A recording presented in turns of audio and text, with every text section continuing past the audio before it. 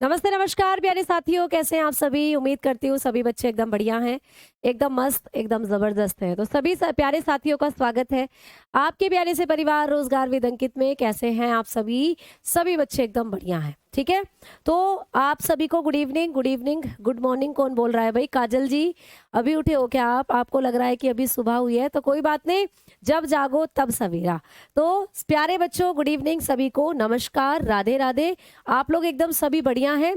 तो चलिए भाई, अपने टॉपिक को आगे की तरफ लेकर चलते हैं और क्लास को कर देते हैं शुरू। सभी प्यारे साथियों को आवाज अच्छे से पहुंच रही होगी, कोई समस्या किसी तरीके की मेरे ख्याल से नहीं हो रही होगी। तो चलिए भाई, क्लास को कर दिया जाए अब शुरू, ठीक है। कमेंट्स भी मुझे अब आप लोगों के दिखने शुरू हो चुके हैं। नमस्कार, राम राम, जय हिंद, जय भारत, राधे राधे। तो प्यारे बच्चों, हम लोगों का जो टॉपिक चल रहा था कंकाल तंत्र, उसी में कुछ एकाध चीजें हम लोगों की रहती हैं, उसके बाद हम लोग आगे बढ़ने वाले हैं, ठीक है। कंकाल तंत्र, जिसको हम लोग बोलते हैं स्केलेटल सिस्टम, स्केलेटल सिस्टम। तो कंकाल तंत्र में मैंने कल आपको हाथ की हड्डियां, पैर की हड्डियां, ये सारी चीजें कल आपको मैंने पढ़ा दी थी। कलर विजिबल है? जल्दी से बताओ। मेरे ख्याल से दिख तो रहा है, पर फिर भी हम थोड़ा सा कलर कर लेते हैं चेंज, जिससे कि प्यारे बच्चों को चीजों को देखने में कोई दिक्कत ना आए, ठीक है। ये कलर दिख रहा है ना? चलो बताओ। तो ऐसा लग रहा है आज हम आसमान में बैठकर पढ़ रहे हैं, ऐसा लग रहा है जैसे आज हम आसमान में पढ़ाई करेंगे भाई। तो आ जाओ प्यारे बच्चों, क्लास को कर दिया जाए शुरू। तो स्केलेटल सिस्टम की जब हम लोग बात करेंगे, कंकाल तंत्र की जब हम लोग बात करेंगे, तो इसमें मैंने आपको गिडल्स के बारे में और बताना है थोड़ा सा। तो अब हम मेखलाओं के बारे में और पढ़ेंगे, मेखला, ठीक है। गिडल के बारे में और मुझे आप लोगों को बताना है कि हमारे शरीर में कौन कौन सी गिडल्स होती हैं, कौन कौन सी हमारे शरीर के अंदर होती हैं मेखलाएं, ठीक है। चलो ब्लैक करूं बोर्ड? तुम लोग सारे के सारे ब्लैक में ही खुश लग रहे हो मुझे, तो भैया लो ब्लैक भी कर लेते हैं, कोई समस्या मेरे ख्याल से है नहीं। ब्लैक में भी अपना ही मजा है ठीक है, चलो आ जाओ। तो प्यारे बच्चे, गिडल जो होती है हमारे शरीर में दो होती है। कौन कौन सी? एक होती है श्रोणी मेखला, एक होती है अंश मेखला। तो भाई गिडल की बात चलेगी तो गिडल दो होती हैं। एक होती है पेक्टोरल गिडल। कौन सी गिडल भाई? पेक्टोरल गिडल, जिसको हम हिंदी में बोलते हैं अंश मेखला, जिसको हम हिंदी में बोलते हैं अंश मेखला, ठीक है। और दूसरी होती है बेटा पैल्विक गिडल, दूसरी है पैल्विक गिडल, दूसरी है बेटा पैल्विक गिडल, जिसको हम लोग बोलते हैं श्रोणी मेखला। तो मेखलाएं सबसे पहले होती क्या है ये बता दो मैडम, फिर उसके बाद बताना कि अंश मेखला, श्रोणी मेखला क्या होती है। तो मैंने आपको पिछली क्लास में बताया था कि हमारे शरीर में कुछ ऐसी जगहें हैं जहां पर हमारे हाथ और पैर जुड़े हुए होते हैं। अगर मैं आपके हाथों की बात करती हूँ तो हमारे हाथ यहाँ कंधे में जुड़े हुए हैं। तो यहाँ की जो मेखला है, यहाँ जो हड्डी आपको आपके हाथों से जोड़ रही है, ये है आपकी अंश मेखला। इसको कहते हैं अंश मेखला प्यारे बच्चे, ठीक है। चलो अब सही दिख रहा है, चलो तो तुम खुश होने चाहिए, सब कुछ तुम्हें अच्छे से दिखना चाहिए। आ जाओ। अब देखो, अगर आपको कभी भी पूछे अंश मेखला का और क्या नाम है, तो इसी को हम कंधे की मेखला भी कहते हैं भाई, इसी को हम कंधे की मेखला के नाम से भी जानते हैं। अंश मेखला का दूसरा नाम होता है कंधे की मेखला, शोल्डर गिडल, इसी को हम शोल्डर गिडल के नाम से भी जानते हैं। तो कभी भी आपको एग्जाम में पूछे कि कंधे की मेखला कौन सी मेखला है, तो आंसर लगाकर आना पेक्टोरल गिडल। अंश मेखला को ही कहते हैं कंधे की मेखला, ठीक है। चलो आगे बात करें तो आगे आप लोगों को याद रखना है कि आपकी ये जो पेक्टोरल गिडल होती है, ये कौन से अंग को जोड़ने का काम करती है? तो ये हाथों को जोड़ती है बेटा, हाथों को जोड़ने का इसका होता है कार्य, हाथों को जोड़ना, जॉइंट हैंड्स। कभी भी आपको पूछ ले कि हमारे जो हाथ होते हैं वो कौन सी मेखला से जुड़े हुए होते हैं, तो आप बताओगे हमारे हाथ पेक्टोरल गिडल से जुड़े हुए हैं। भाई कंधे यहाँ पे है, यहीं पर तुम्हारे हाथ जुड़े हुए हैं, तो इसीलिए इस वाली मेखला को कहते हैं हम लोग कंधे की मेखला या अंश मेखला, ठीक है। चलो आगे बात करी कि मैम पैल्विक गिडल क्या होती है, तो पैल्विक गिडल को हम हिप गिडल के नाम से भी जानते हैं, हिप गिडल के नाम से भी इसको जानते हैं, यानी इसको हम कूल्हे की मेखला कहते हैं, कूल्हे की मेखला। तो प्यारे बच्चे जहां पर हम लोग बेल्ट बांधते हैं भाई, जब पैंट पहनते हैं तो बेल्ट बांधते हैं, वो वाला एरिया होता है कूल्हा। और कूल्हे की मेखला से जुड़े हुए होते हैं हमारे पैर। कई बार तुमने सुना होगा कि कोई बुजुर्ग होते हैं, वो फिसल कर गिर जाते हैं, तो डॉक्टर बोलते हैं, जो लोग होते हैं वो बोलते हैं कि इनका कूल्हा उतर गया, ऐसे करके बोल देते हैं कि कूल्हा उतर गया। कूल्हा उतरने का मतलब यही है कि इस वाली मेखला में जो पैर की हड्डी अच्छे से फंसी हुई थी, वो हड्डी निकल चुकी है वहां से, उसी को कहते हैं कूल्हा निकल जाना। तो कूल्हे की मेखला होती है आपकी पेल्विक गिर्डल, और पेल्विक गिर्डल से हमारे पैर जुड़े होते हैं, पैर जुड़े होते हैं बेटा। तो पेल्विक गिर्डल किसको जोड़ने का काम करती है? पैरों को जोड़ने का काम करती है, पैरों को जोड़ना। तो पेल्विक गिर्डल किसको जोड़ती है भाई? हमारे लेग जॉइंट होते हैं, इससे लेग जॉइंट करने का काम करती है जो पेल्विक गिर्डल होती है। अब मुझे बताओ, यहां से किसी बच्चे को किसी भी तरीके की कोई समस्या है, फिर हम आगे बात करेंगे भाई। बोर्ड पीडीएफ दिया करिए बेटा, आपको हैंड रिटेन पीडीएफ मिलती है, उसमें क्या दिक्कत है? अगर दिक्कत है तो कोई बात नहीं, बोर्ड पीडीएफ भी दे देंगे आप लोगों को, ठीक है। चलो भाई आओ, तो ये दो मेखलाओं से प्रश्न आपको ऐसे आ सकते हैं कि कौन सी मेखला कंधे की मेखला है, बता देना पेक्टोरल यानी अंश मेखला। कौन सी मेखला कूल्हे की मेखला है, तो बता देना पेल्विक यानी श्रोणी मेखला। अब आपको पूछे कि दोनों मेखलाओं में कुल कितनी हड्डियां होती हैं, तो दोनों मेखलाओं की बात करें तो दोनों मेखलाओं में 6 हड्डियां हैं। कैसे कैसे? 4 इसके अंदर होती हैं और 2 इसके अंदर होती हैं। तो बस इतना याद रखना कि 4 अंश मेखला के अंदर हड्डी होती है और 2 होती हैं श्रोणी मेखला के अंदर। यहाँ की हड्डी तो आपको नहीं पूछी जाती, लेकिन यहाँ की 2 हड्डियां आपको पूछ ली जाती हैं। तो अब मैं आपको आपकी अंश मेखला दिखाने वाली हूँ। चलिए आइए भाई, अब सभी प्यारे बच्चों को पेक्टोरल गिर्डल दिखा दी जाए। जो आप लोगों की पेक्टोरल गिर्डल होती है, ये कैसी दिखती है? तो पेक्टोरल गिर्डल की अगर हम लोग बात करते हैं, तो पेक्टोरल गिर्डल प्यारे बच्चे आप लोगों की कंधे की मेखला है, जहां पर आप लोगों का कंधा जुड़ा हुआ होता है। अब मैं आप लोगों को दिखाने वाली हूँ एक हड्डी, जिसमें आप लोगों को समझ में आएगा कि भाई ये है हमारे कंधे की हड्डी, ठीक है। चलो, तो थोड़ा सा इंतजार करेंगे हम लोग और कंधे की मेखला को देखना करेंगे शुरू। तो आ जाओ, यहाँ पर देखो इस फोटो को आप लोग। इस फोटो को जब आप लोग देखोगे, इस फोटो में आपको नजर आ रहा है कि आपके जो कंधे होते हैं, जैसे कि मैं पेन से इंडिकेट करने वाली हूँ, देखो एक हड्डी तो तुम्हें यहाँ दिख रही है, ऐसे ऐसे ये दिखती है ना तुम्हें, हंसली सी। कोई लड़कियां पतली होती है तो उनके अंदर ये हड्डी आपको ऐसे दिखाई देती है गले के अंदर। तो एक तो ये है आपकी अंश मेखला की हड्डी। और प्यारे बच्चे, जब ऐसे ऐसे हाथ हिलाते हो आप ऐसे ऐसे, तो यहाँ पर कंधे पीछे की तरफ को हड्डी सी निकलती है, जो पतले लोग होते हैं उनमें तो ज्यादा ही दिखाई देती है। तो देखो जैसे कि ये दिख रही है आपको, ये वाली हड्डी, ये वाली हड्डी। तो ये दोनों हड्डी आपकी अंश मेखला से संबंधित होती है। ये दोनों की दोनों हड्डियां अंश मेखला से संबंधित हैं।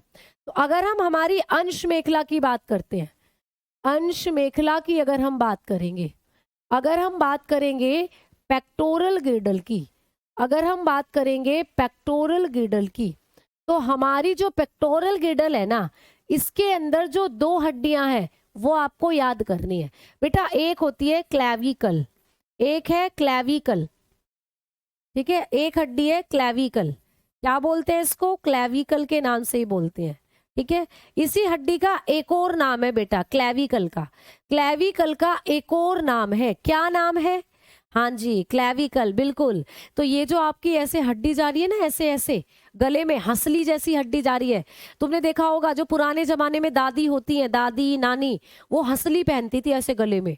तो ये जो हंसली है ना, इसी को कहते हैं हमारी गले की हंसली की हड्डी। तो हंसली की हड्डी ये बेसिकली, तो यही वाली हड्डी आती है आपकी अंश मेखला में, और इस हड्डी का नाम होता है क्लेविकल। इसी हड्डी को हम लोग कॉलर बोन के नाम से भी जानते हैं, कॉलर बोन। इसी को हम कॉलर बोन भी कहते हैं भाई, इसी को हम कॉलर हड्डी भी कहते हैं। अब कई बार आप लोगों ने सुना होगा, भाई सुना क्या है आपको पता है, जब हम शर्ट पहनते हैं तो शर्ट के कॉलर कहाँ आते हैं? यहीं आते हैं। तो इसीलिए इस हड्डी को हम कॉलर बोन भी बोलते हैं, क्योंकि कॉलर के तरह ही यहीं पर होती है ये हड्डी, ठीक है। चलो, अब एक नाम और है इस हड्डी का, एक नाम और है भाई इस हड्डी का। इसी हड्डी को हम लोग इसी हड्डी का एक और नाम है। तो 3 नाम है देखो, एक तो हो गया कैल्विकल, एक हो गया कॉलर बोन, एक और नाम है इसी हड्डी को बोलते हैं ब्यूटी बोन। तो प्यारे बच्चों यही है तुम्हारी ब्यूटी बोन। तो कभी भी पूछे कि ब्यूटी बोन किसको कहा जाता है तो आप लोग बताकर चलोगे कि ब्यूटी बोन कहते हैं हम लोग इसी को, कैल्विकल को, सौंदर्य हड्डी, इसी को बोलते हैं सौंदर्य हड्डी। तो भाई सुंदर बनाने वाली हड्डी यही है हमारे शरीर के अंदर। तो 3 नाम है एक ही हड्डी के, इन तीनों में से कुछ भी आ सकता है एग्जाम में। ठीक भाई, हाँ अंश मेखला में तो 4 बोन बताई, अभी समझो चीजों को समझो, 4 ही बताऊंगी अभी। तो ये जो कैल्विकल है ये कितनी होती है बेटा, ये 2 होती है, 2। ठीक है, तो 2 तो कैल्विकल हो गई। और आ जाओ दूसरी हड्डी है स्कैप्यूला, दूसरी हड्डी पाई जाती है स्कैप्यूला। तो आपकी अंश मेखला में जो दूसरी हड्डी है वो है स्कैप्यूला। क्या है बेटा, स्कैप्यूला। 2 इनकी संख्या होती है, तो 2 ये है और 2 ये है, टोटल अंश मेखला में कितनी हड्डी हो गई, 4 हो गई। आ गई ना बात समझ में। तो 2 होती है कैल्विकल की संख्या, 2 होती है स्कैप्यूला की संख्या, तो टोटल अंश मेखला में 4 हड्डी हो जाती है। ठीक है, ये स्कैप्यूला कैसी हड्डी है, ये स्कैप्यूला ऐसी सी हड्डी है देखो जो यहाँ निकलती है पीछे, जो कई बार सूखड़ी से इंसान होते हैं, पतले से दुबले पतले, जब वो ऐसे नहाने को निकलते हैं तो हम देखकर हंसते हैं, वो पहलवान कहाँ जा रहा है। तो भैया ये हड्डियां उनकी ऐसे एक एक करके दिखाई देती हैं, तो यही होती है स्कैप्यूला। तो स्कैप्यूला से बेसिक कोई प्रश्न नहीं बनता, ऐसे बन सकता है कि स्कैप्यूला कहाँ की हड्डी है, तो आप बताना स्कैप्यूला अंश मेखला की हड्डी है। ठीक है, लेकिन कैल्विकल के ये नाम आपको याद रखने हैं, ये पूछे जाते हैं। तो कैल्विकल को ही कॉलर बोन कहते हैं और कैल्विकल को ही ब्यूटी बोन कहते हैं, सौंदर्य हड्डी। ठीक है, समझ में आ गई भाई बातें, ठीक है, समझ में आई बातें या नहीं, जल्दी से बताओ। एक बच्चा बोल रहा है कि मैम आपने उल्टा उल्टा कर दिया। नहीं प्यारे बच्चे, बिल्कुल ये बात सही है। आपको कभी भी किसी भी एनसीईआरटी की बुक में देखना, देखो कई बार होता क्या है कि इधर 2 हड्डियां लिखी हुई होती हैं। 2 हड्डियां क्यों लिखी हुई होती हैं, क्योंकि 2 ही हड्डियां हैं अगर वास्तव में देखोगे तो, कैल्विकल है और स्कैप्यूला है, हड्डी 2 ही है, लेकिन इनकी कुल संख्या कितनी है ये आपको पूछे तो भैया कुल संख्या है 2 और 2 4। तो इसीलिए नई एनसीईआरटी की बुक जो बनी है, जब पेपर में आपको नई एनसीईआरटी से प्रश्न बनेगा तो वहां पर जब भी आपको पूछे कि अंश मेखला में कुल कितनी हड्डी होती है, तो कुल हड्डियां आप लोग 4 ही बताकर चलोगे। समझ में आ गई बात, कुल हड्डियां टोटल बोन आप 4 ही बताकर चलोगे।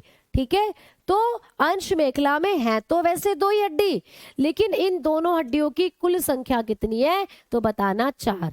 जैसे हमने कान में पढ़ी थी, कान में भैया है तो 3 ही हड्डी, लेकिन दोनों कानों को मिलाकर अगर देखोगे तो 6 हड्डियां बैठ जाती हैं। समझ में आ गई ना बात। चलो तो अब आ जाओ आगे बात करते हैं, आगे बढ़ेंगे। ठीक है, तो भाई यहां से कंकाल तंत्र से आपको इतनी चीजें थी जो पढ़नी थी। कंकाल तंत्र हो गया खत्म, हड्डियां आपकी खूब तोड़ ली, खूब जोड़ ली, अब आगे की तरफ बढ़ लिया जाए। तो अब मैं आप लोगों को पढ़ा रही हूँ प्यारे बच्चे आपका सर्कुलेटरी सिस्टम। ठीक है, एक बच्चा बोल रहा है नहीं मैम स्टार्ट से समझाओ। स्टार्टिंग से कैसे समझाऊं बेटा, ये टॉपिक हमने कल कर लिया था, तो कल वहां हमारी आधी चीजें हो गई थी, ये वाली चीजें, ये वाला सेक्शन बचा हुआ था, इसको हमने आज कर लिया। तो आप एक बार पिछली कल की क्लास जरूर देख लीजिएगा। ठीक है, चलिए आइए बेटा बात करते हैं सर्कुलेटरी सिस्टम की। सर्कुलेटरी सिस्टम, तो भाई बायोलॉजी के अंदर अब तक हमने कितने टॉपिक कर लिए, हमने कर लिया प्यारे बच्चे बायोलॉजी की बेसिक क्लास, हमने कर लिया कंकाल तंत्र। ठीक है, और अब हम बात कर रहे हैं किसकी, सर्कुलेटरी सिस्टम की, यानी कि परिसंचरण तंत्र की। तो भाई यहाँ पर हम लोग बात करने वाले हैं हमारे दिल के बारे में। दिल तो बच्चा है जी, हाँ थोड़ा कच्चा है जी, बहुत गाने तुमने दिल पर सुने हैं। दिल तो पागल है, दिल दीवाना है, तो ना तो भैया दिल पागल है ना ही दिल दीवाना है। ठीक है, समझ में आई बातें। तो दिल जो है आपके शरीर में खून को एक जगह से दूसरी जगह पंप कर रहा है, बेचारे दिल का सिर्फ इतना सा काम है। ठीक है, दिल देना खेल है दिलदार का, ना भैया किसी को अपना दिल मत देना, ना किसी का दिल लेना। अपना दिल अपने पास रखो, उसी को स्वस्थ रखो, अच्छा अच्छा खाओ, कोलेस्ट्रॉल मत बढ़ने दो, तो दिल बेचारा खूब बढ़िया से काम करेगा आपके शरीर में। तो आ जाओ भाई, दिल के बारे में बात करते हैं। तो सबसे पहले बात करेंगे कि रुधिर या परिसंचरण तंत्र का अध्ययन क्या कहलाता है। जब हम परिसंचरण तंत्र को पढ़ते हैं, परिसंचरण तंत्र का अध्ययन, तो कभी भी आपको एग्जाम में क्वेश्चन आए कि जब भी हम परिसंचरण तंत्र का अध्ययन करते हैं उसको क्या कहते हैं, स्टडी ऑफ सर्कुलेटरी सिस्टम। जब भी हम सर्कुलेटरी सिस्टम के बारे में पढ़ेंगे, जब भी हम लोग सर्कुलेटरी सिस्टम के बारे में पढ़ेंगे, हमने प्यारे बच्चे ब्लड टॉपिक भी कर लिया है ना, हाँ, तो तीसरा टॉपिक है हम लोगों का ये बायोलॉजी का। तो परिसंचरण तंत्र के अध्ययन को क्या कहा जाता है, आप लोग कहेंगे एंजियोलॉजी। क्या कहते हैं, एंजियोलॉजी। एक नया सा वर्ड आपको सुनने को मिल रहा है आज, एंजियोलॉजी।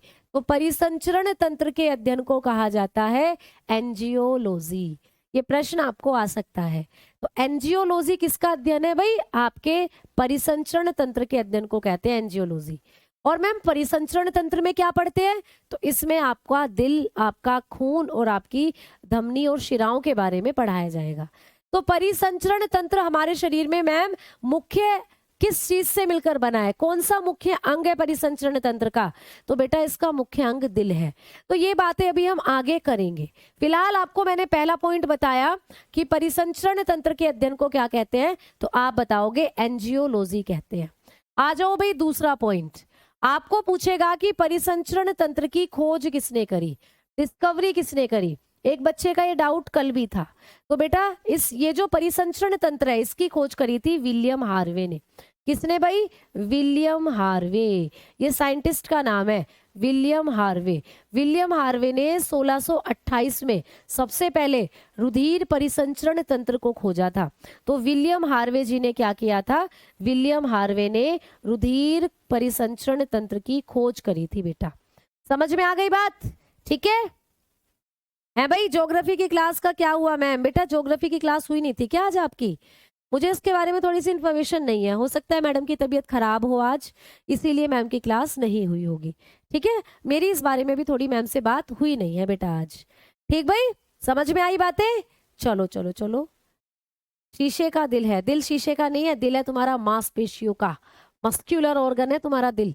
तो भाई विलियम हार्वे ने 1628 में रुधिर परिसंचरण तंत्र की खोज करी थी। अब आपको एग्जाम में प्रश्न आ जाए कि मैम जो परिसंचरण तंत्र है ये कितने प्रकार का होता है, सर्कुलेटरी सिस्टम कितने प्रकार का होता है, विलियम हार्वे जी ने कितने प्रकार के सर्कुलेटरी सिस्टम खोजे थे। तो परिसंचरण तंत्र 2 प्रकार का होता है बेटा। आ जाइए, हेडिंग डालेंगे types of circulatory system, heading डालेंगे अब हम types of circulatory system, types of circulatory system, types of circulatory system. तो बड़ा ही अच्छा टॉपिक है बेटा, आपको इससे बहुत सारी जानकारियां मिलेंगी कि आपका दिल क्या क्या काम करता है। तो अब हम पढ़ेंगे परिसंचरण तंत्र के प्रकार, कि परिसंचरण तंत्र कैसे कैसे काम करता है, परिसंचरण तंत्र के प्रकार। तो भाई इस संसार में जितने भी ऐसे जंतु आप देखते हो जिनके अंदर होता है क्या, जिनके अंदर होता है दिल, दिल दिल, ठीक है। तो दिल, गाना याद आ गया मुझे, दीवाना दीवाना है ये दिल।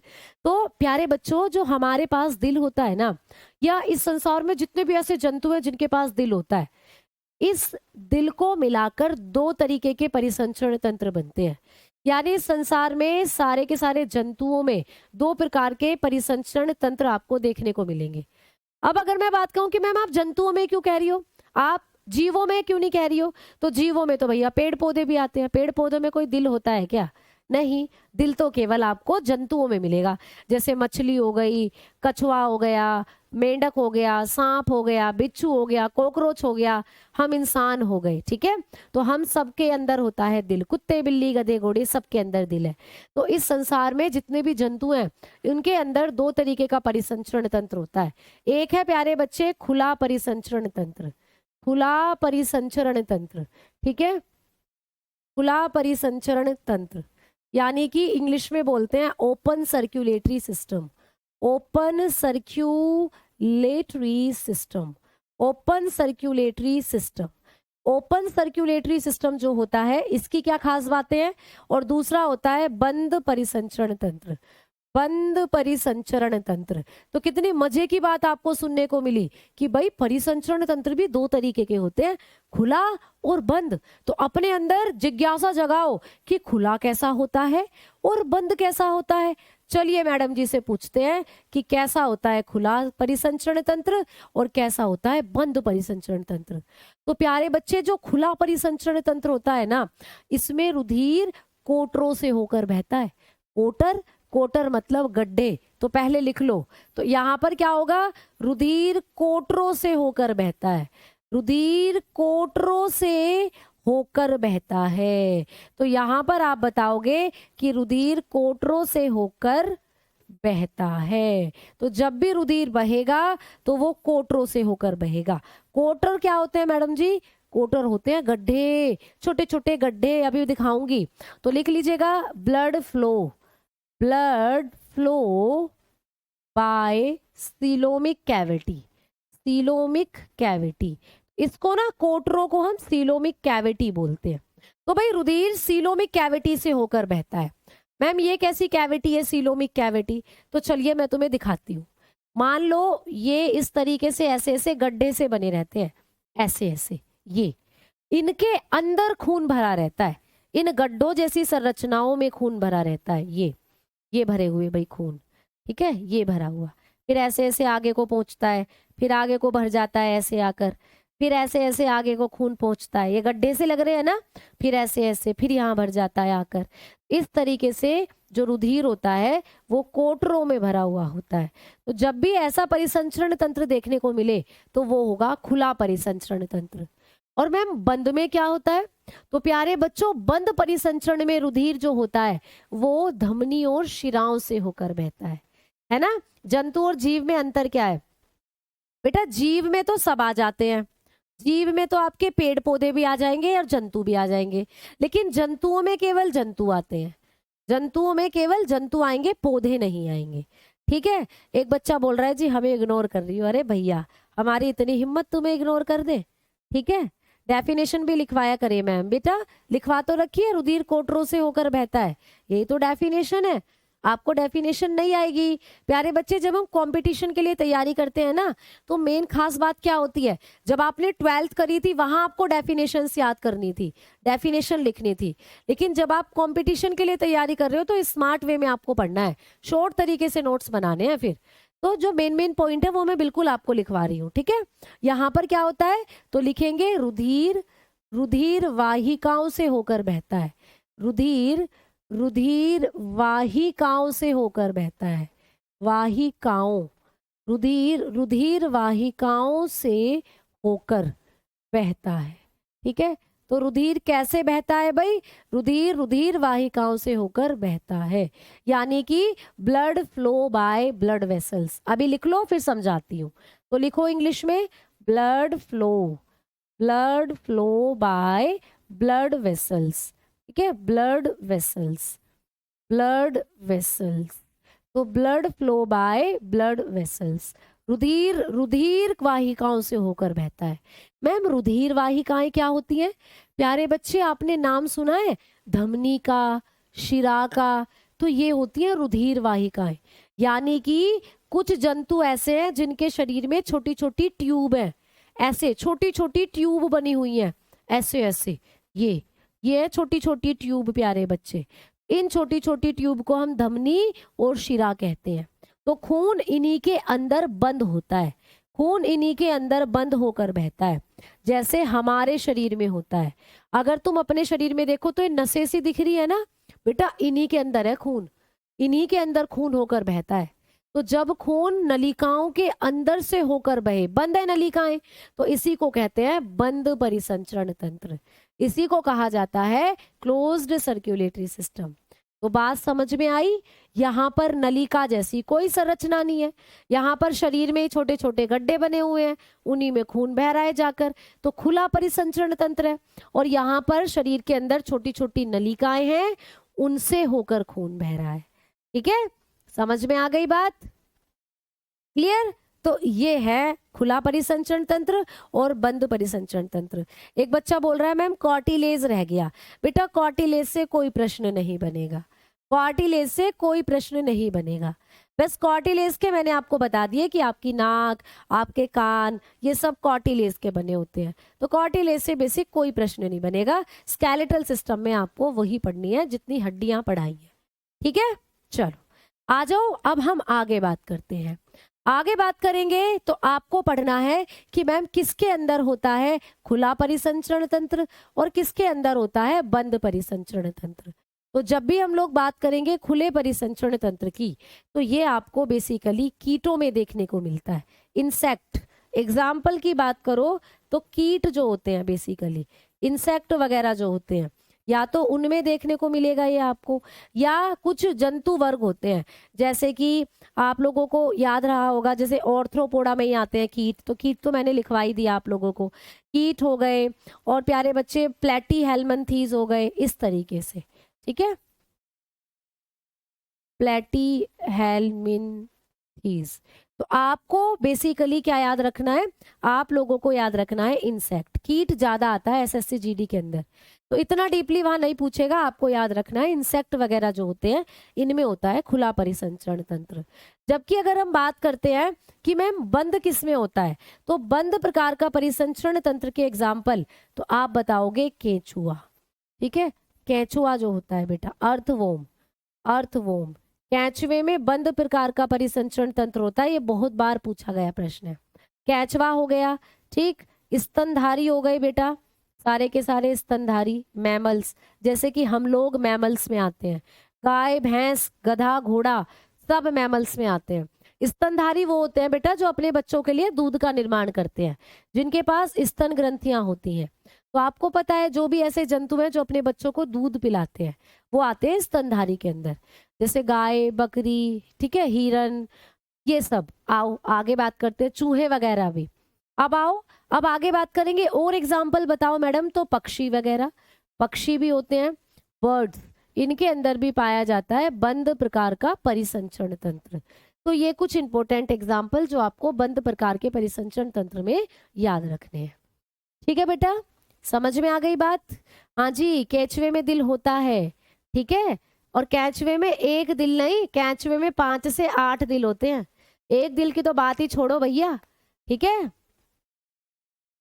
चलो आ जाओ, अब आगे बात कर रहे हैं। अब हम लोग पढ़ेंगे, आगे की तरफ बढ़ेंगे। अब बात करते हैं हमारे परिसंचरण तंत्र की। अब बात करेंगे जो हमारा परिसंचरण तंत्र है इसमें हम क्या क्या पढ़ेंगे। तो प्यारे बच्चों, अगर हम हमारे परिसंचरण तंत्र की बात करते हैं, अगर हम लोग बात करते हैं मानव के सर्कुलेटरी सिस्टम की, अगर आप हमारे सर्कुलेटरी सिस्टम की बात करोगे तो हमारा जो सर्कुलेटरी सिस्टम है इसमें हम पढ़ेंगे 3 चीजों के बारे में। तो भाई आ जाओ, एक एक करके अब हमारी चर्चा जो है वो हो गई है शुरू। तो प्यारे बच्चे, हमारे परिसंचरण तंत्र में हम पढ़ते हैं दिल के बारे में। दिल क्यों लिख रहे हो तुम? हृदय लिखो ना, साइंस की भाषा में तुम लिखो हृदय, हार्ट। तो हम लोग पढ़ेंगे हमारे हार्ट के बारे में। दूसरा हम लोग पढ़ते हैं रुधिर वाहिकाओं के बारे में। रुधिर वाहिकाएं, रुधिर वाहिकाएं कौन कौन सी हैं? जैसे धमनी और शिराएं, ये इनको बोलते हैं ब्लड वेसल्स। तो भाई अब बताऊंगी तुम्हें इनके बारे में मैं, ब्लड वेसल्स। ठीक है, तीसरा हम पढ़ते हैं ब्लड के बारे में, और ब्लड हम लोग पहले ही पढ़ चुके हैं, रुधिर हम लोग पहले ही पढ़ चुके हैं। तो रुधिर तो हमें अब पढ़ना नहीं है, रुधिर तो हमने पहले ही पढ़ लिया। अब हमारे पास 2 चीजें हैं पढ़ने के लिए, एक तो हम पढ़ेंगे दिल के बारे में, एक हम पढ़ेंगे रुधिर वाहिकाओं के बारे में। दिल के बारे में जब समझ में आएगा, पहले रुधिर वाहिकाओं को समझ लो अच्छे से। तो आओ भाई हेडिंग डालो ब्लड वेसल्स, आओ भाई हेडिंग डालो ब्लड वेसल्स। ठीक है, चले आगे भाई। हड्डी से जुड़ने पर क्या होता है? एक बच्चा पता नहीं क्या कमेंट कर रहा है। बेटा जो हड्डी से जुड़ने पर जो आप जॉइंट्स की बात कर रहे हो ना, वो जब मैं आपको मस्कुलर सिस्टम पढ़ाऊंगी ना, पेशी तंत्र, वहां आपको साथ में जॉइंट्स भी पढ़ाऊंगी। तो वो जॉइंट्स वाली बात हम करेंगे पेशी तंत्र के अंदर, मस्कुलर सिस्टम के अंदर। ठीक है, हाँ जी बिल्कुल। तब तो ये 5 से 6 केंचुए को आराम से पटा सकता है जो केंचुआ होता है। अब मुझे बताएं, यहाँ तक किसी बच्चे को कोई दिक्कत? फिर मैं चल रही हूँ आगे की तरफ बेटा। ठीक है। मैंस भी क्यों मैमल्स में आते हैं बेटा? जो मैंस हैं वो भी मैमल्स की ही कैटेगरी में आएंगे, क्योंकि हम इंसानों की जो प्रजाति है वो स्तनधारी की कैटेगरी में ही रखी गई है। ठीक, अब मुझे जल्दी से बताओ सारे के सारे बच्चे, जल्दी से बताओ, कार्डियोलॉजी होता है बेटा दिल का अध्ययन। अभी दिल के बारे में जब पढ़ेंगे तो बताऊंगी सारी चीजें। जल्दी से सारे बच्चे थम्स अप करो अगर सारी चीजें क्लियर है, फिर मैं आगे बढ़ रही हूँ। फिर हेडिंग डाल लो रुधिर वाहिकाएं, फिर हेडिंग डाल लो रुधिर वाहिकाएं सारे के सारे बालक, जल्दी से। वो एक बच्चे का डाउट है, ये टेलीग्राम में भी था कि उंगली चटकने पर आवाज क्यों आती है। बेटा जो हमारी उंगलियों के बीच में जो जॉइंट होते हैं ना, इनमें एक फ्लूइड भरा हुआ होता है, साइनोवल फ्लूइड। तो वो जब हम हड्डियों को चटकाते हैं तो वो हड्डी खिसकती है और बुलबुले बनते हैं उसके अंदर, साइनोवल फ्लूइड के अंदर। तो बुलबुले बनेंगे तो हमारी हड्डियों के अंदर एक प्रेशर जनरेट होता है, जिससे हड्डियां कड़क कड़क की आवाज करती हैं। ये कारण होता है हड्डियों के चटकने का। ठीक ठीक ठीक ठीक। जो भी बच्चे लाल लाल लाल इमोजीज, गुस्से वाली टमाटर वाली इमोजीज लिख रहे हैं, मेरा प्यारे बच्चों अपना डाउट बताओ क्या है। ठीक है, चलो तो अब हम लोग आगे बढ़ रहे हैं। तो यहां से सिर्फ इतना याद रखना कि भाई रुधिर परिसंचरण तंत्र के अध्ययन को एंजियोलॉजी कहते हैं। रुधिर परिसंचरण तंत्र की खोज विलियम हार्वे ने 1665 में करी थी। ये प्रश्न बन सकता है। रुधिर परिसंचरण तंत्र कितने प्रकार का है? तो भैया 2 प्रकार का, खुला और बंद। खुला कैसा होता है? खुले में रुधिर कोटरों से होकर बहता है और बंद में रुधिर रुधिर वाहिकाओं से होकर बहता है। खुले का एग्जाम्पल कीट है, इंसेक्ट है, जबकि बंद का एग्जाम्पल आप ये बता सकते हो। आ जाओ अब बात करते हैं कि मैम परिसंचरण तंत्र में हमारे बारे में जब बात होगी तो हमारा दिल पढ़ाया जाएगा, रुधिर वाहिकाएं पढ़ाई जाएंगी और खून। खून हम पहले ही पढ़ चुके हैं, तो अब हमारे पास 2 चीजें बची पढ़ने के लिए। आ जाओ पहले रुधिर वाहिकाओं को पढ़ेंगे। पहले पढ़ेंगे रुधिर वाहिकाएं, रुधिर वाहिकाएं पढ़ेंगे पहले। पहले हम लोग पढ़ेंगे ब्लड वेसल्स के बारे में। ब्लड वेसल्स के बारे में आपको पहले पढ़ाऊंगी, क्योंकि जब तक इनको नहीं समझोगे तब तक दिल समझ नहीं आएगा। तो प्यारे बच्चे रुधिर वाहिकाएं हमारे पास 3 तरीके की होती हैं। कितने प्रकार की रुधिर वाहिकाएं आपके शरीर में? 3 है। हाँ जी बेटा 3 होती हैं। कौन कौन सी? एक है धमनी, नाम सभी ने सुन रखा है, धमनी, जिसको हम आर्टरीज के नाम से जानते हैं, जिसको हम आर्टरी बोलते हैं इंग्लिश में। दूसरी होती है बेटा वेन्स, वेन्स जिनको हम शिरा के नाम से जानते हैं, शिराएं। ठीक है, इनका भी नाम आपने सुन रखा है, शिराएं। और तीसरी जो होती हैं ये होती है केशिका। तीसरी है प्यारे बच्चे केशिकाएं, तीसरी होती है केशिकाएं। इनको बोलते हैं कैपिलरीज, इनको कहा जाता है कैपिलरीज। तो प्यारे बच्चों हमारे पास 3 तरीके की रुधिर कोशिकाएं हैं, धमनी, शिराएं और कैपिलरीज। बेटा कैपिलरी को हिंदी में केशिका बोलते हैं, कोशिका नहीं केशिका बोलते हैं। ठीक है, केशिका, समझ में आई बात? केशिका बोलते हैं बेटा। केशिका अलग है, कोशिका अलग है, कभी मिक्स कर दो दोनों को। ठीक, चलो बाद में एक बार रिपीट कर दूंगी, आ जाओ अब सुन लो। बाद में 5 मिनट में मैं आपका डाउट लूंगी, अभी पहले समझ लो चीजों को। ठीक है, देखो धमनी क्या होती है बेटा, शिराएं क्या होती हैं बेटा, पहले इन दोनों को क्लियर कर लेते हैं, फिर केशिकाओं को क्लियर करेंगे। तो आ जाओ, एक तरफ हेडिंग दो धमनी की, एक तरफ हेडिंग दो शिराओं की। बड़े अच्छे से पढ़ लेना, आज सारे डाउट क्लियर हो जाएंगे आपके धमनी और शिरा को लेकर, फिर बाद में इनकी फोटो भी दिखाऊंगी। ठीक है, तो आर्टरी और वेन को लेकर आपके आज सारे डाउट क्लियर कर दूंगी मैं, शिरा जिसको हम बोलते हैं वेन। तो भाई आ जाओ, सबसे पहला पॉइंट कि मैम शिराएं जो होती हैं इनका क्या काम है और धमनियों का क्या काम है। तो सबसे पहले धमनी के काम की बात करते हैं। तो बेटा जो धमनियां है ना, ये आपके दिल से खून को उठाकर लाती हैं और आपके शरीर के दूसरे अंगों तक खून को पहुंचा कर आती हैं। तो अगर हम धमनियों की बात करें तो धमनियां हृदय से खून जो होता है, हृदय से खून को कहाँ तक पहुंचाती है? अंगों तक पहुंचाती है बेटा, अंगों तक पहुंचाना। ठीक है, तो प्यारे बच्चे कभी भी एग्जाम में प्रश्न आ जाए कि इनमें से धमनियों का क्या काम है, तो आप बताओगे धमनियां हृदय से खून को अंगों तक पहुंचाती हैं। मान लीजिए ये तुम्हारा दिल है, मान लो ये तुम्हारा दिल है। ठीक है, अब दिल में भरा हुआ है खून, ये भर रहा है खून। तो आपके दिल के अंदर जो खून है ना, इस खून को जो धमनियां है, इस खून को धमनियां ही धीरे धीरे इस खून को दिल के पास से ले जाकर आपके अंगों तक छोड़कर आती हैं। तो धमनियों का काम होता है दिल से खून को ले जाकर आपके शरीर के अंगों तक पहुंचाकर आना, आपके शरीर के ऑर्गन तक पहुंचाकर आना। तो दिल से खून को अंगों तक पहुंचाने का काम किसका होता है? धमनियों का होता है। ये काम कौन करती है भाई? ये काम हमारी धमनी करती है, आर्टरी करती है। क्लियर? चलो बहुत बढ़िया, आओ आगे बात करते हैं। तो धमनियों का काम क्या होता है? ये हार्ट से रुधिर को उठाती हैं और प्यारे बच्चे ऑर्गन तक पहुंचा कर आती हैं। बात क्लियर हो गई?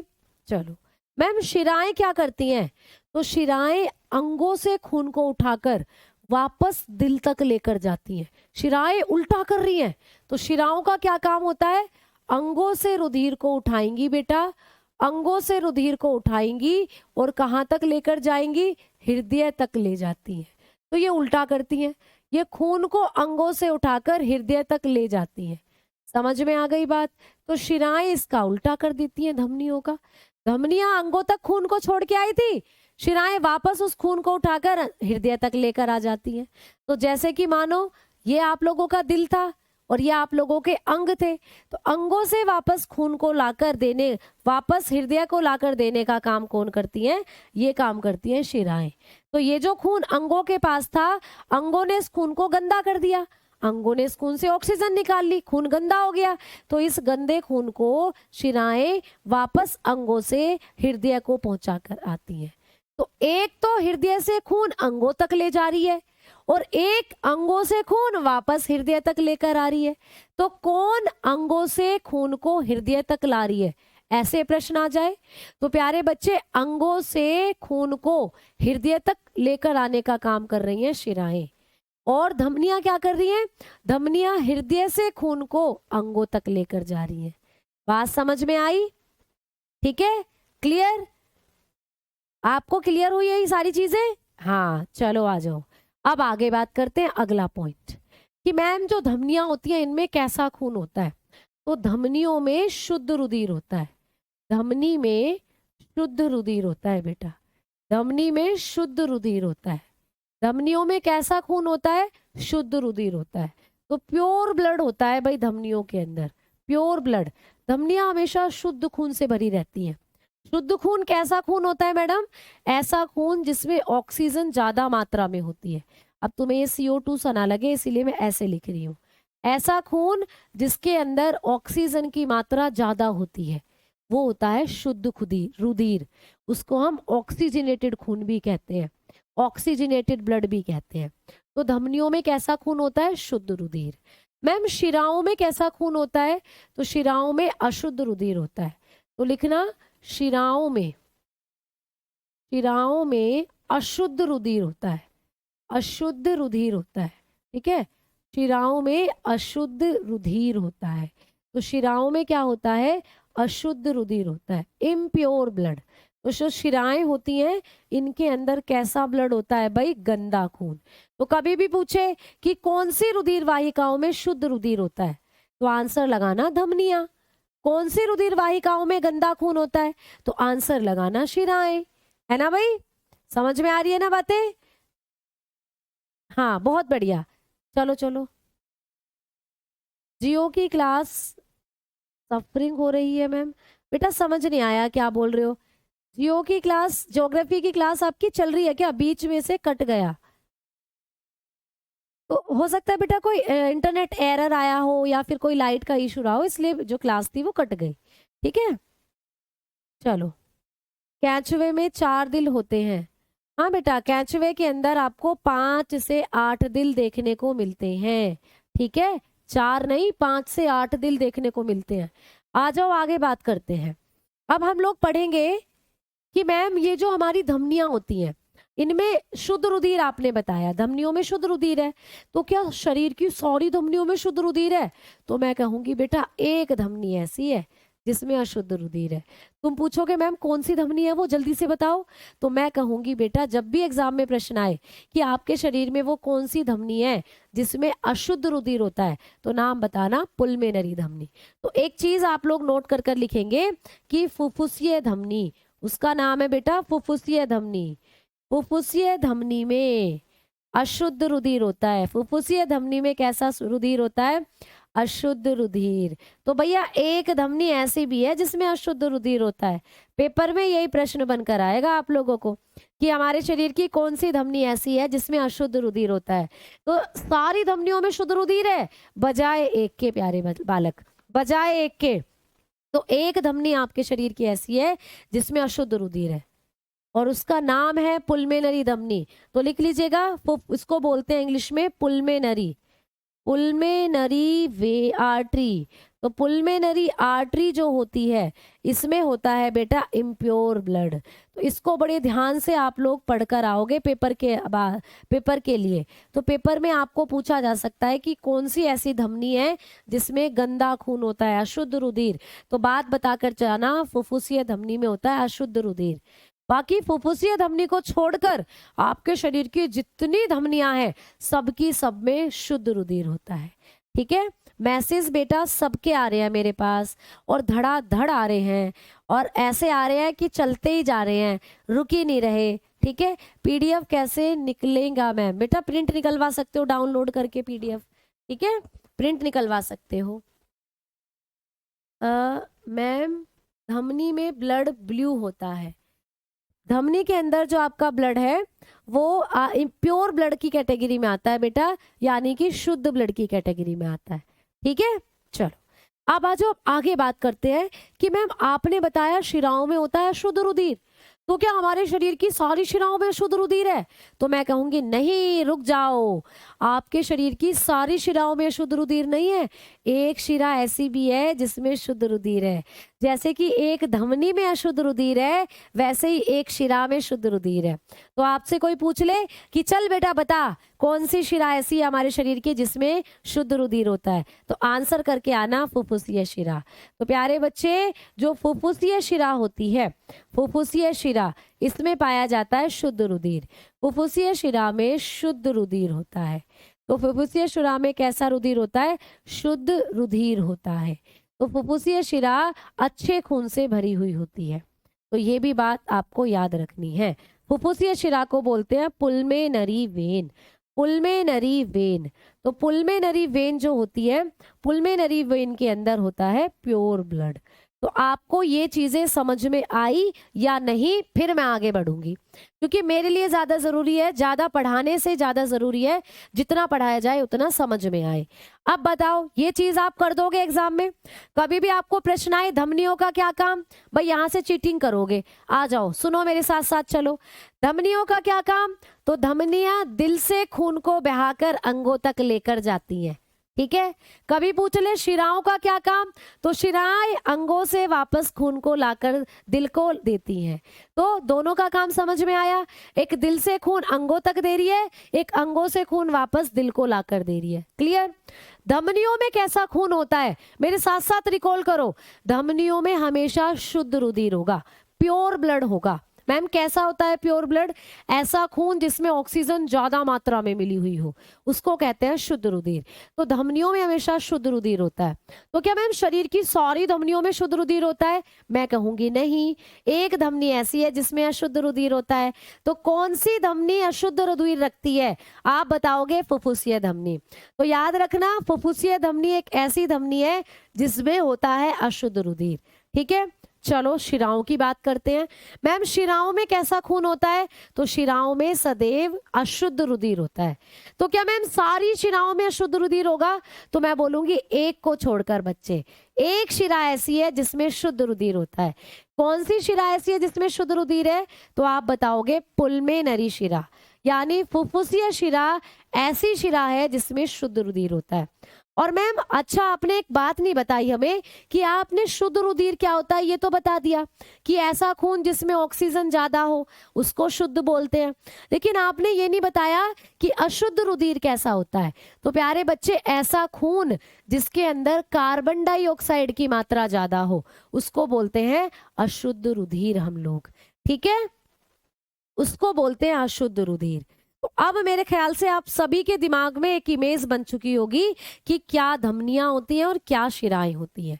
ठीक है, चलो अब आगे बात करते हैं। आगे आपके और भी डाउट है कि मैम जो धमनियां हैं या जो शिराएं हैं ये कहाँ से या ये कहाँ कहाँ मिलती हैं, ये सारे डाउट मैं आपके क्लियर करूंगी। पहले सुनते चलो चीजों को, ठीक है।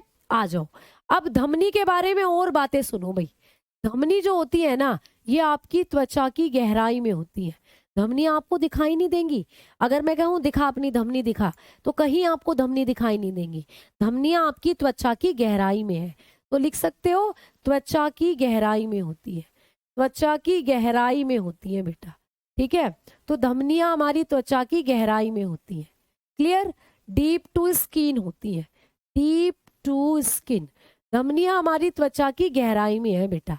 जबकि शिराओं की बात करें तो शिरा आपकी त्वचा की सतह पर पाई जाती है। तो शिरा कहाँ होती है? त्वचा की सतह पर होती है, त्वचा की सतह पर, ठीक है। जो आपकी त्वचा है त्वचा की सतह पर पाई जाती है, सतह पर पाई जाती है। तो ये आपकी त्वचा की सतह पर पाई जाती है। तो लिख सकते हो present on the surface of skin. तो आपकी स्किन की सरफेस पर होती है, ये आपकी त्वचा की सरफेस पर। इजीली इनको देख सकते हो, देखो नीली नीली सी जो दिखाई दे रही है ये तो ये है तुम्हारी शिराएं। तो ये ऊपर है एकदम त्वचा के, इसलिए आपको दिखाई दे जाती है। क्लियर हो गई बात? चलो अगला पॉइंट। अगर हम धमनी की बात करते हैं तो धमनियों में प्यारे बच्चे ब्लड का प्रेशर हाई होता है। तो धमनियों में जो खून बह रहा है ना, उच्च रक्तदाब होता है यहाँ पर, उच्च रक्तदाब, ठीक है। यहाँ पर उच्च रक्तदाब होता है, हाई ब्लड प्रेशर होता है, हाई ब्लड प्रेशर होता है यहाँ पर, हाई ब्लड प्रेशर। धमनियों के अंदर जो खून बहता है ना, वो बड़ी दबाव के साथ, बड़ी तेजी के साथ बहता है। जबकि शिराओं में खून धीरे धीरे धीरे बहेगा। तो शिराओं के अंदर जो प्रेशर होता है वो कम होता है। तो यहाँ पर बताना कि यहाँ होता है निम्न रक्तदाब, यहाँ पर निम्न रक्तदाब है प्यारे बच्चे। लो ब्लड प्रेशर होता है, यहाँ पर लो ब्लड प्रेशर होता है। समझ में आ गई बात? तो यहाँ पर होता है लो ब्लड प्रेशर। क्लियर? आपके डाउट क्लियर होते जा रहे होंगे भैया, ठीक है। लोगो हटवा दूंगी मेरे प्यारे बालक, लोगो बिल्कुल हटवा दूंगी, ठीक। अब चलें आगे। हाँ, अब एक बच्चे का डाउट कि मैम ब्लड कैसे डोनेट करते हैं। तो हमेशा ब्लड आपकी शिराओं से ही डोनेट होता है। कभी देखा है जब तुम डॉक्टर के जाते हो तो डॉक्टर ऐसे तुम्हारी नस देखता है, ऐसे करके, ऐसे मोड़ के हाथ को ऐसे देखता है कि वो देखता है कि नस कहाँ है, उसी में इंजेक्शन लगाता है और उसी नस से खून को निकालता है। तो हमेशा जब भी खून किसी को दोगे या खून आप किसी से लोगे तो उसको आपकी शिराओं के माध्यम से ही आपके शरीर में पहुंचाया जाएगा। तो आगे बात कर लेते हैं। आपको कभी भी पूछे कि जब भी हमारा ब्लड प्रेशर मापा जाता है, जब भी हम अपना बीपी मापते हैं, तो वो ब्लड प्रेशर किसका होता है? धमनी का होता है या शिरा का होता है? तो जब भी आप ब्लड प्रेशर मापोगे ना, वो प्रेशर हमेशा आपके शरीर की धमनी का होता है। तो ब्लड प्रेशर मापने के लिए हमेशा धमनियों का प्रेशर लिया जाता है। एग्जाम में कभी भी प्रश्न आएगा कि जब भी हम अपना रुधिर दाब मापते हैं तो ये रुधिर दाब किसका होता है? धमनी का, शिराओं का, दोनों का या केशिकाओं का? ऐसे प्रश्न आ जाएगा। तो आप बताओगे कि ब्लड प्रेशर का संबंध हमेशा धमनियों से होता है। तो लिख लीजिएगा रुधिर दाब का संबंध, लिख लीजिएगा भाई रुधिर दाब का संबंध, रुधिर दाब का संबंध धमनियों से होता है, ठीक है, धमनी से होता है। तो रुधिर दाब जब भी मापा जाएगा तो वो धमनियों का ही दाब लिया जाएगा। तो लिख सकते हो blood pressure is related to artery. तो रुधिर दाब का संबंध हमेशा आर्टरी से होता है, धमनियों से होता है। समझ में आ गई बात? तो मैम शिराओं से क्या होता है? शिराओं से हम हमेशा रुधिर को डोनेट करते हैं। तो शिराओं से रुधिर दान किया जाता है, शिरा से रुधिर दान किया जाता है, रुधिर दान किया जाता है। बात समझ में आ रही है ना? तो शिराओं से रुधिर दान किया जाता है, तो कभी भी पूछे रुधिर दान किससे करते हैं, तो रुधिर दान करते हैं शिराओं से। तो ब्लड डोनेट जो करते हैं, ब्लड डोनेट फ्रॉम वेन, तो हम वेन से ही ब्लड डोनेट करते हैं। अब कई बच्चों के दिमाग में एक बात आ रही होगी कि मैम शिराओं में तो गंदा खून होता है, तो क्या हम गंदा खून दे देते हैं? 1600 बेटा सर्कुलेटरी सिस्टम जो था, जो आपका ब्लड सर्कुलेटरी सिस्टम है, इसको 1628 में विलियम हार्वे ने खोजा था। ठीक है बेटा, 1628 में विलियम हार्वे ने। ठीक है, चलो आगे बात करते हैं कि मैम जो शिराएं हैं उनसे हम ब्लड जब डोनेट करते हैं, तुम सारे के सारे बच्चे मेरी बात तो सुनते नहीं हो, अपनी अपनी गाते रहते हो। तो थोड़ी देर थम जाया करो, थोड़ी देर मैडम को भी समझाने दिया करो। तुम्हारे अपने ही डाउट रहते हैं, बड़ा धड़ाधड़ कमेंट चल रहे हैं तुम्हारे। मुझे जो बच्चा जेन्युइन डाउट भी पूछ रहा है ना, जेन्युइन कमेंट भी अगर कोई बच्चा कर रहा है और कोई डाउट पूछ रहा है, मुझे वो भी नहीं दिखाई दे रहा, क्योंकि लगातार मुझे लग रहा है तुम क्लास में ना नोट्स बनाते हो ना तुम चीजों को ध्यान से सुनते हो, बस तुम्हारी उंगलियां ऐसे चलती रहती हैं कीपैड पर, भैया टट कमेंट करते रहते हो, दौड़ते ही रहते हैं तुम्हारे कमेंट सारे के सारे। 1 मिनट के लिए, जो 1 सेकंड के लिए तुम्हारे कमेंट्स रुकते हो, ऐसा लगता ही नहीं कि हाँ तुम पढ़ रहे हो आराम से बैठकर चीजों को समझ रहे हो। ऐसा लगता है तुम अपनी राम धुन में हो सारे के सारे। तुम्हारे दिमाग में बस क्वेश्चन चल रहे हैं कि ये कैसे हुआ, वो कैसे हुआ। जो मैं पढ़ा रही हूँ वो तुम्हारे दिमाग में आ भी रहा है या नहीं? सारे के सारे तुम एकदम एक्सप्रेस बने पड़े हो। दिल किधर होता है भैया, मैंने जब तुम्हें अभी अभी बता दिया मेरे लाडलो, मेरे, तुम इंडियन आर्मी में जाने वाले हो, तुम्हारे अंदर पेशेंस होना चाहिए। तुम्हारे अंदर सबसे जो जरूरी काम है वो है धैर्य। धैर्य रखो। मैंने कहा ना कि मैं आपको दिल अभी अभी पढ़ाऊंगी, मैं आपको हृदय के बारे में पढ़ाऊंगी, लेकिन हृदय को पढ़ने से पहले इनको पढ़ लो, क्योंकि तभी तुम्हें दिल अच्छे से समझ में आएगा। तो दिल के बारे में सारी बातें तब करेंगे ना जब मैं आपको दिल पढ़ाऊंगी। दिल के अध्ययन को कार्डियोलॉजी कहते हैं। दिल हमारा ना लेफ्ट में है ना राइट में, दिल सेंटर में होता है। दिल का वजन कितना है, 300 ग्राम। मैं तुम्हें सब चीजें बताऊंगी, तो पहले तसल्ली रखो। ठीक है भाई, चलो पहले पढ़ो चीजों को, पहले समझो बेटा, एक एक पॉइंट को मुझे समझाने दो, उसके बाद अगर कोई डाउट आता है फिर पूछना, है ना। तो एक एक पॉइंट को पहले मुझे लिखवाने तो दो। हो सकता है जो पॉइंट तुम्हारे दिमाग में आया हो वही पॉइंट मैं अगला लिखवाने वाली हूँ, तो तब तक तुमने टाइप कर दिया और वो बात मैं बोलकर भी निकल गई और तुम्हें तो कुछ समझ ही नहीं आया। ये दिक्कत होती है फिर। तो इसीलिए समझो और कमेंट्स पर कम ध्यान दो। पढ़ने वाला बच्चा कभी भी कमेंट नहीं करता। जैसे हम पढ़ते थे ना, तो हम सिर्फ जो मैडम बोल रही है और जो लिखवा रही है उसको ध्यान देते थे, क्योंकि हमें ऐसा लगता था तब तक हम कमेंट कर रहे हैं, तब तक टीचर पता नहीं क्या बोल गया, क्या इंपॉर्टेंट चीज बोल गया जो हमारी मिस हो गई। फिर बैक कर देखते थे। तो इससे अच्छा समझो, चीजों को समझते चलो, ठीक है। और बाकी फिर भी कोई डाउट रह जाता है तो टेलीग्राम ग्रुप आपका है ही, है ना। चलो, क्लास बिल्कुल लाइव चलती है, रिकॉर्डेड क्लास वाली बात तो तुम भूल ही जाओ बिल्कुल। क्योंकि प्यारे बच्चे, अगर मैं 1 घंटा यहाँ खड़े होकर सिर्फ कमेंट ही पढ़ती चली जाऊंगी तो सोचो सिलेबस कैसे होगा। सिलेबस रह जाएगा आप लोगों का, है ना। तो इसीलिए यहाँ पर पढ़ाना भी बहुत जरूरी है, तभी तो सिलेबस हो पाएगा ना प्यारे बच्चों। चलो आ जाओ, आगे बात करते हैं अब हम।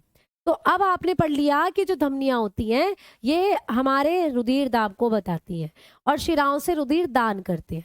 अब एक डाउट था कि शिराओं में तो मैम गंदा खून होता है, तो क्या हम गंदा खून ही डोनेट करते हैं? तो हाँ प्यारे बच्चे, गंदा खून होने का मतलब है कि उस खून में कार्बन डाइऑक्साइड ज्यादा है।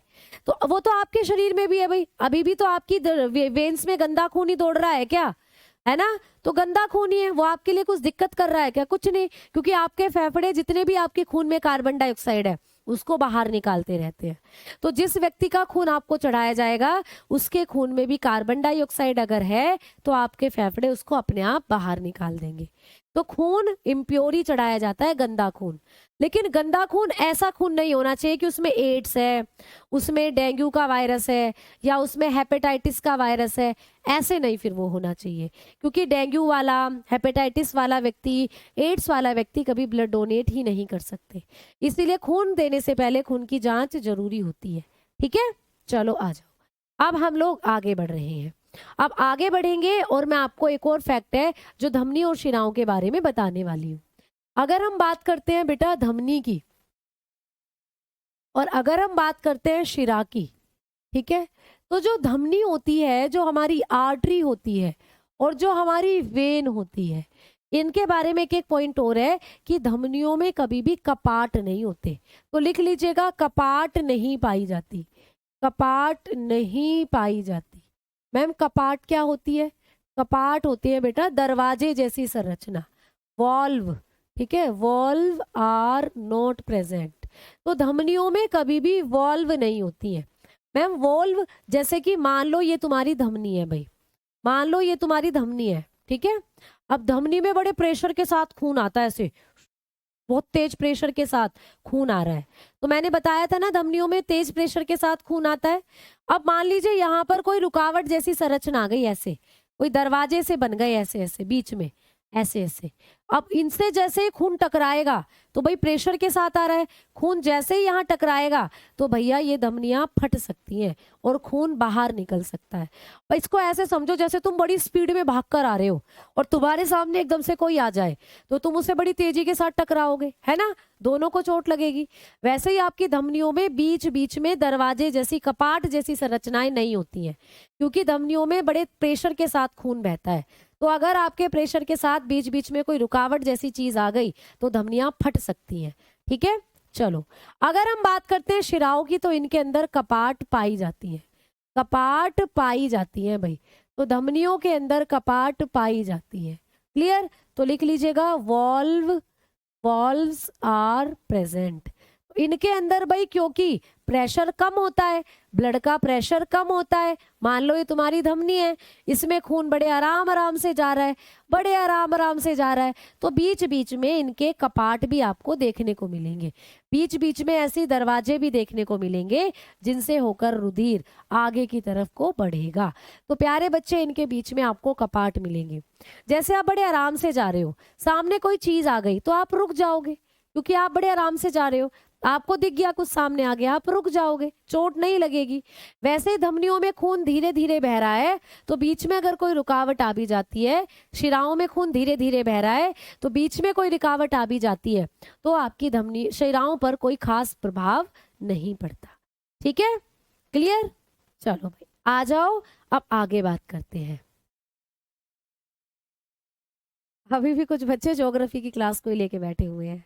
बेटा संडे में क्लासेस नहीं चलती हैं, मैंने बताया ना प्यारे बच्चे कि मुझे अभी कोई इन्फॉर्मेशन नहीं है। 1665 में तो प्यारे बच्चे आपकी कोशिका की खोज हुई थी, 1665 में कोशिका की खोज हुई थी। 1628 में प्यारे बच्चे रुधिर परिसंचरण तंत्र की खोज हुई थी। ठीक है, चलो आ जाओ, अब आगे बात करेंगे। एक और पॉइंट यही समझा देती हूँ। धमनी की जो दीवारें होती हैं, मान लो ये धमनी की दीवारें हैं, ये धमनी की दीवारें हैं, ये बहुत मोटी होती है। तो धमनी की जो दीवार होती है, धमनी की दीवारें मोटी होती हैं बेटा। धमनी की दीवारें कैसी होती हैं? मोटी होती हैं, थिन होती हैं। तो धमनी की दीवारें कैसी होती हैं? थिन, थिन वॉल होती है धमनी की। जबकि शिराओं की जो दीवारें हैं ये पतली होती हैं, शिराओं की दीवारें पतली होती हैं। ठीक है, तो शिराओं की जो दीवारें हैं वो पतली होती हैं बेटा, शिराओं की दीवारें थिक होती हैं। उल्टा लिख दिया मैंने, इसको थिक करना, थिक। ठीक है, और यहाँ लिख लेना थिन। तो शिराओं की दीवारें थिन होती हैं। समझ में आ गई बात? ठीक है, तो शिराओं की दीवारें थिन होती हैं, पतली होती हैं, और धमनियों की दीवारें मोटी होती हैं, थिक होती हैं। समझ में आ गई बात? ठीक है, चलो अब हो चला है टाइम। तो अब सभी प्यारे बच्चे क्लास को बहुत अच्छे से एक बार देख लेंगे और क्लास में जितने भी इंपॉर्टेंट पॉइंट पढ़ाए हैं उनको पढ़ लीजिएगा। कल मैं आप लोगों को दिल के बारे में अब चीजें बताऊंगी। ठीक बेटा, समझ में आ गई चीजें, है ना? कमेंट मुझे सबके दिखते हैं, बस मैं इसीलिए रिप्लाई नहीं कर पाती क्योंकि स्पीड में बहुत तेज भागते हैं, निकल जाते हैं बार बार। एक का देखती हूँ तब तक दूसरे का निकल जाता है, पूरा पढ़ भी नहीं पाती हूँ। तो बेटा टाइम हो चला है। नमस्कार, राधे राधे, जय हिंद, जय भारत।